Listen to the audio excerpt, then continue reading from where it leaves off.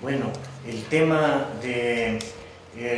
como consta en el título, bases neurocientíficas del comportamiento humano y animal, es bastante atrevido realmente, en el sentido de que es enorme y de que proporcionalmente es a la actualidad lo que hace 50 años fue la evolución, más o menos, o lo que hace unos 30 años, 25, fue la genética. Pero más grande creo la evolución. ¿Por qué? Porque lo neurocientífico está apuntado ahora, no sé si ustedes están al tanto, los proyectos más importantes que hay en el mundo desarrollado son los del cerebro humano, del cerebro en general, en donde el objetivo es, de aquí al año 2025, tener dos productos. Tener el modelo matemático que usa el cerebro, que nadie lo conoce, y el modelo electrónico, porque finalmente es un artefacto electrónico. Entonces, quiero decir con esto que no está el conocimiento, bueno, la ciencia no tiene mismo el conocimiento acabado, pero en esto mucho menos, está comenzado. Entonces, en ese sentido es un tanto atrevido el tema, es un desafío, es muy interesante. Mi contacto principal con este problema es desde el lado de la vida humana atendida a través de enfermos y la preparación que hubo que hacer para eso. Bueno, hubo en el mundo hace 156 años un accidente que acabó siendo histórico y hasta la presente fecha es una fuente de enseñanza para este punto de neurociencia. Es decir, apenas ahora se está acabando de entender el proceso. Hace 156 años, en Vermont, Cavendish, en la construcción del ferrocarril, la vía férrea, hubo un evento bastante trágico. En esa época, los dinamiteros, para abrirse camino, hacían perforaciones, llenaban del explosivo escombros y encima una barra como la que ahí está fotografiada, que es más o menos de 2 metros y de 1,25 pulgadas de diámetro.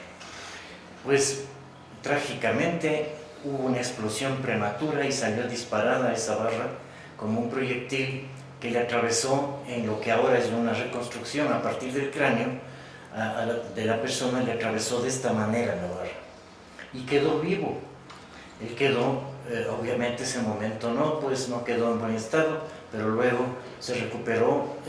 Esta es la imagen de Phineas Gage, del archivo de Harvard, funcionario del ferrocarril, descrito como una persona, un buen líder, carismático, de unos 25 años.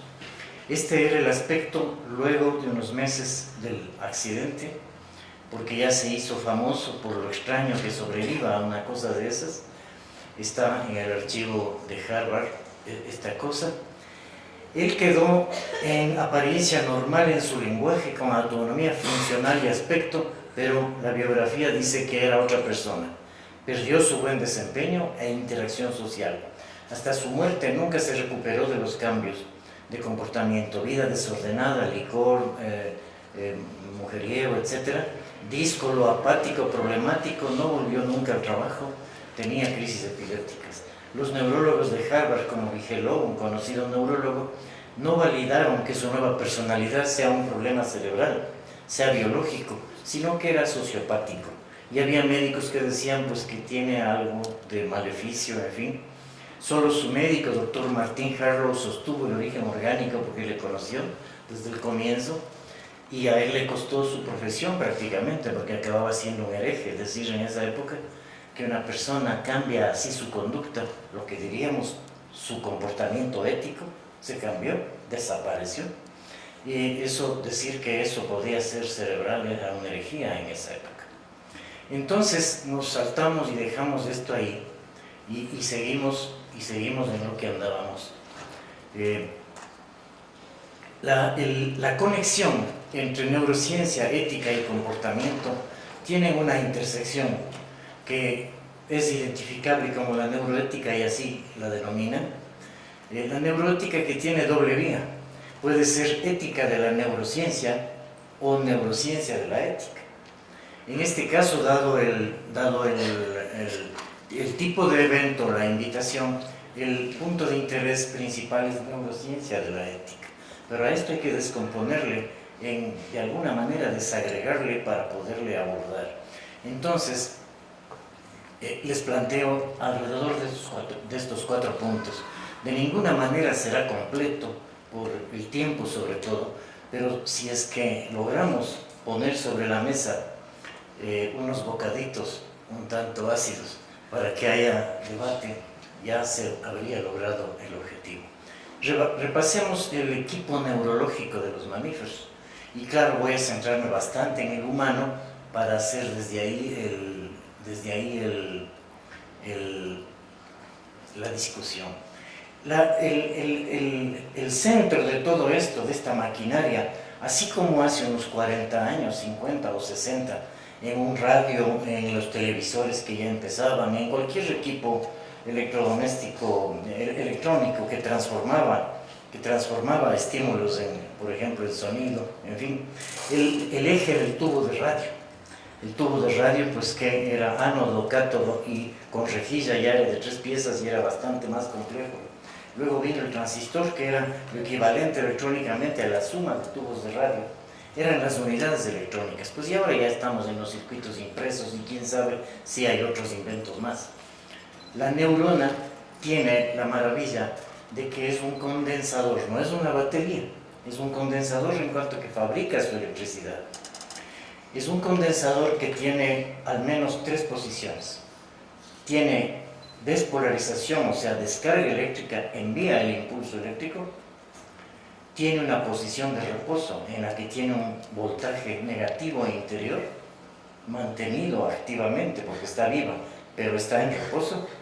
O tiene una situación de hiperpolarización, lo cual es inhibición, o sea, refractario a la entrada. No es lo mismo un carro parado, que está en reposo, que un carro frenado.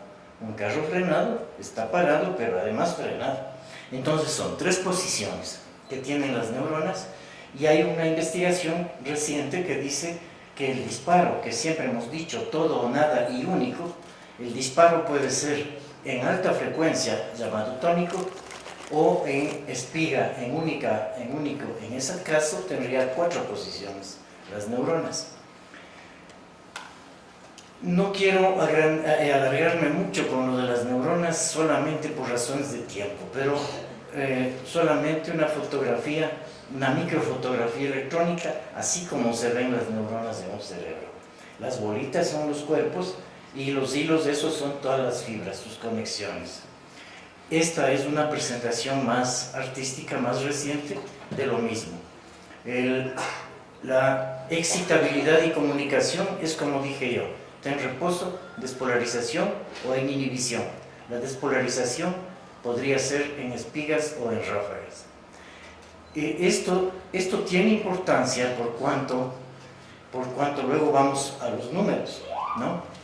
Entonces, empecemos hablando del número de neuronas, por lo que parece ser el modelo moderno más clásico. Es un gusanito que cayó en la mira de los investigadores hace unos 25 años. Su apellido es elegans y su nombre es Xenorabitis o algo así, ¿no? De 1 a 2 milímetros de longitud, ahí está en actividad el macho y el hermafrodita. Este bichito, para hacer todo eso que hace y su alimentación y todo eso, cuenta con un equipo de 302 neuronas. Este es un trabajo maravilloso de hace unos 25 o 30 años, en el cual logró el equipo de investigadores conectar cada puntito que parece una ciudad y un mapa, es una neurona, y sus conexiones están bastante establecidas según las publicaciones que se ha podido revisar. Sin embargo, no se acaba de saber cómo funciona esa maquinita, salvo ciertas partes. O sea, se sabe cómo es la olfacción, cómo es el desplazamiento por acá, cómo es los emuntorios, seguramente la reproducción, pero la integridad de esta maquinita de 302 neuronas no se la conoce en su integridad. Y han acuñado un término que me parece interesante, que se llama conectoma. Conectoma quiere decir esa red, pero con su resultado, porque no es solamente una suma, de neuronas, sino un resultante. Entonces veamos qué ha hecho un grupo en una simulación. Esta es una simulación de lo que sería, este es el gráfico de un cerebro humano hecho en la simulación, de cómo sería lo que se vería el cerebro humano con 1 millón de neuronas, ya no las 302 del seno rabitis, sino cómo se vería en actividad. O sea, ahí están las neuronas encendiéndose y apagándose. O sea, es una maraña gigantesca, pero solo con 1 millón de neuronas. Entonces, hagamos unas comparaciones y démonos cuenta de lo que estamos hablando. En humanos, quisiera que se concentren en el lado izquierdo. Tenemos, según los cálculos, hay unas variaciones. Hay una brasileña que ha objetado la cifra grande de la que se habla. Se habla de 100.000 millones de neuronas, o sea, por 10 a la 11. Ella considera que solo son 89.000, o sea, bueno, son 11.000 millones menos a 100.000. Estas establecen conexiones con sus fraternas, con otras neuronas, en promedio en 10.000. Cada neurona hace 10.000 conexiones. Lo que quiere decir que hay unas con muchas más y otras de una a una, solamente una conexión. Esto nos da, pues, se llaman sinapsis, ¿no? Las conexiones. Esto nos da por 10 a la 15. O sea, nos da esta enorme cifra de posibles conexiones. Entonces, imagínense cómo estaría esa simulación con 1 millón de neuronas, que es un 100 milésimo de lo que supuestamente tenemos. Aproximadamente 16.000 millones a 40.000 millones, o sea, menos de la mitad, están en la corteza cerebral. Y tenemos el más alto índice de encefalización de los mamíferos. Los expertos de estas materias denominan encefalización a la razón que existe entre el tamaño del cerebro en número con el tamaño corporal. El humano tendría el más grande en términos de encefalización.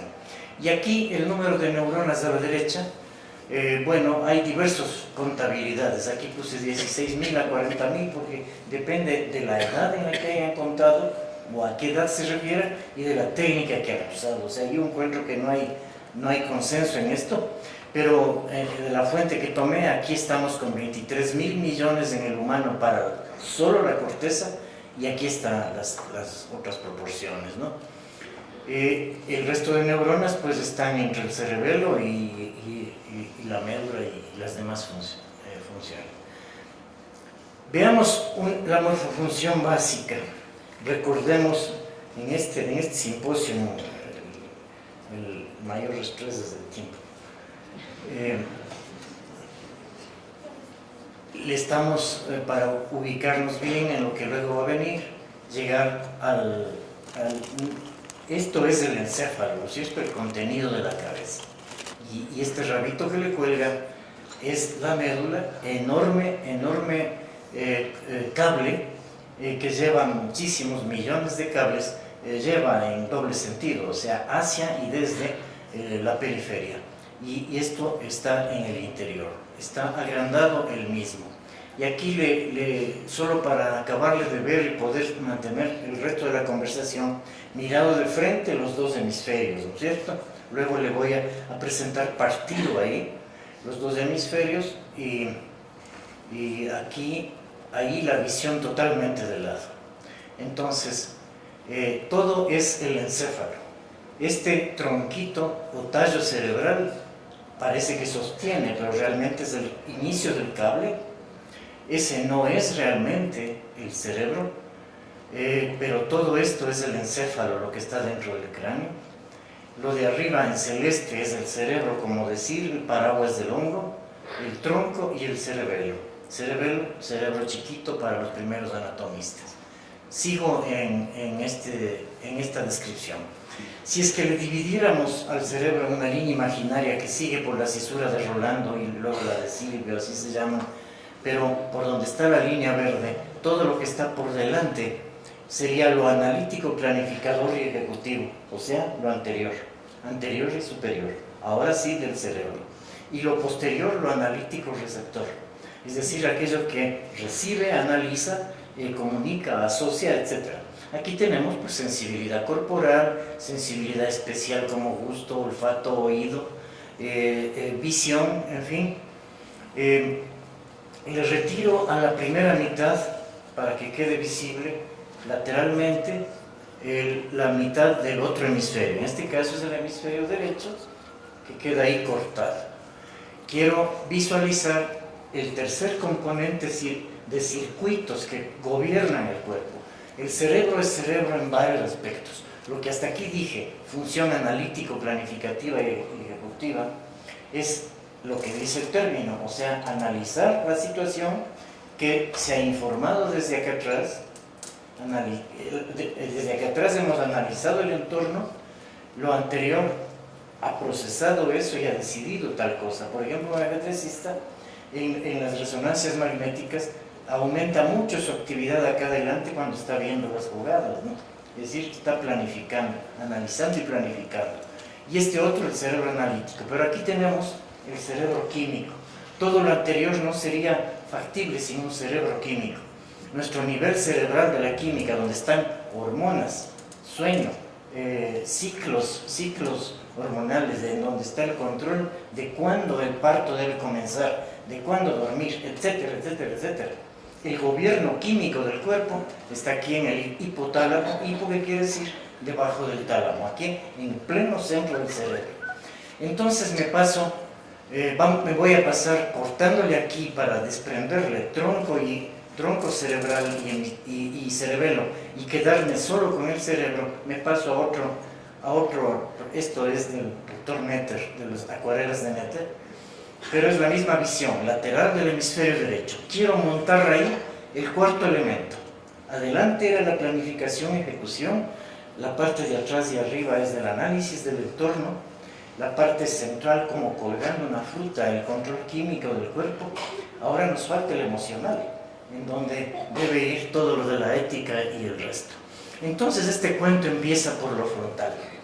Lo frontal analiza absolutamente todo y planifica y decide sobre todo, también lo emocional.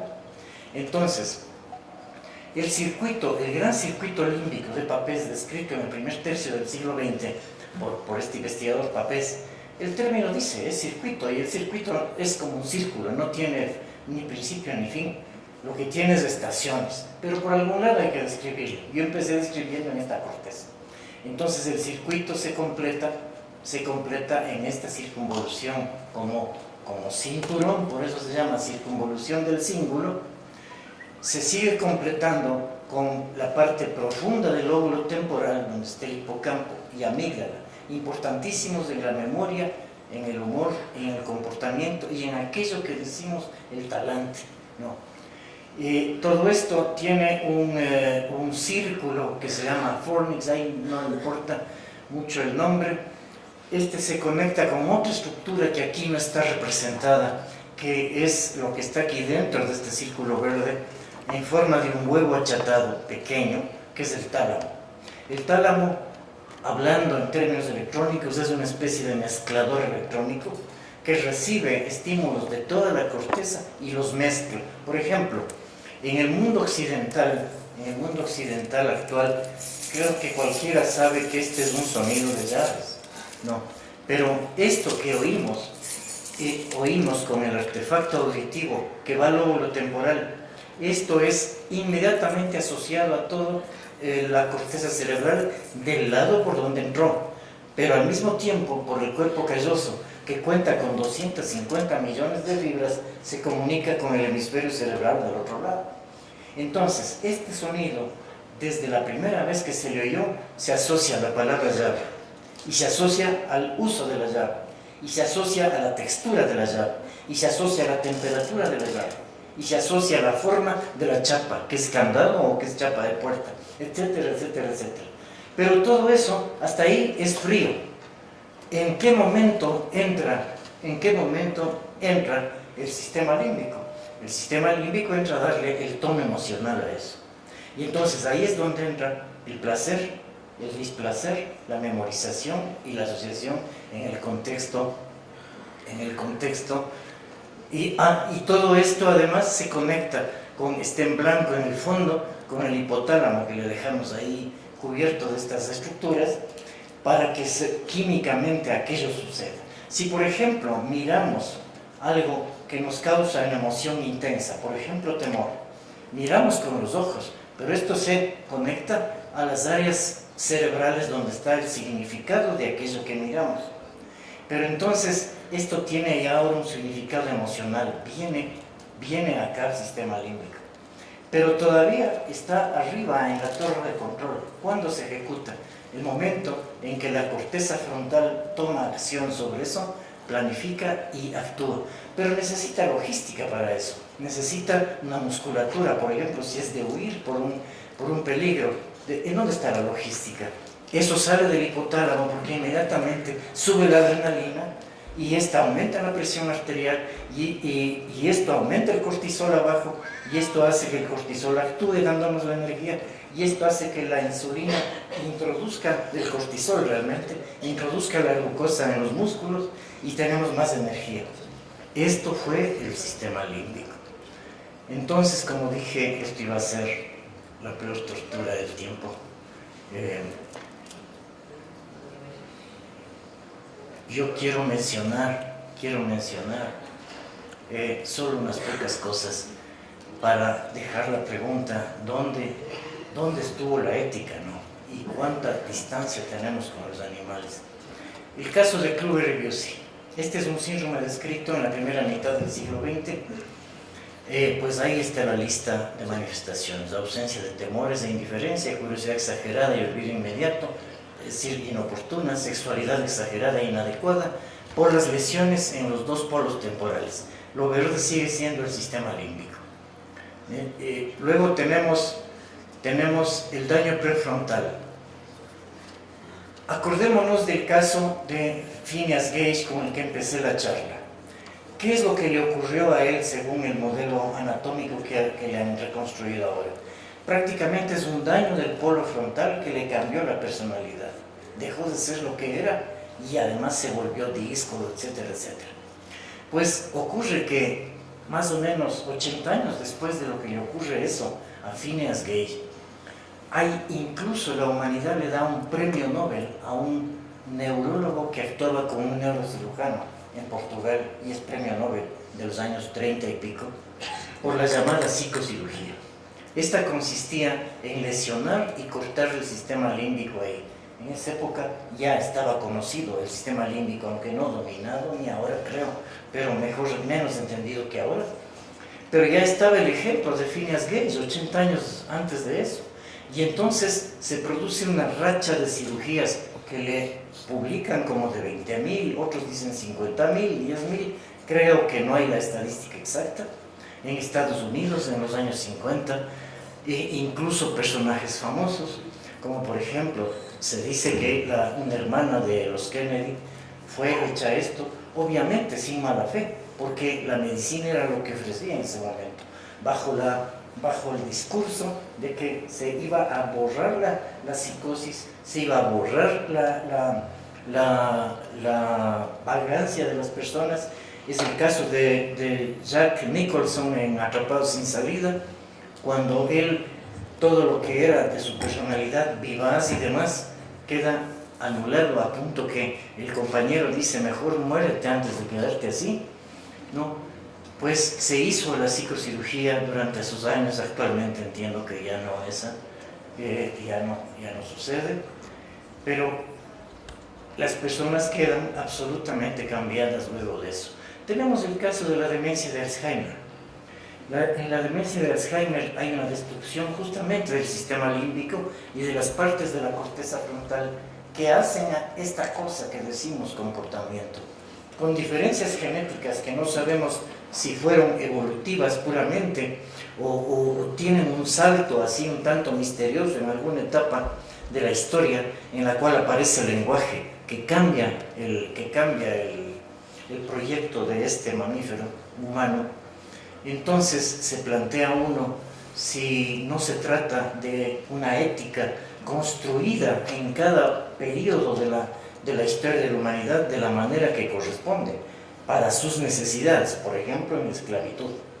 Durante la esclavitud era perfectamente aceptado, e incluso entiendo que se decía que no tiene alma el esclavo, ¿no?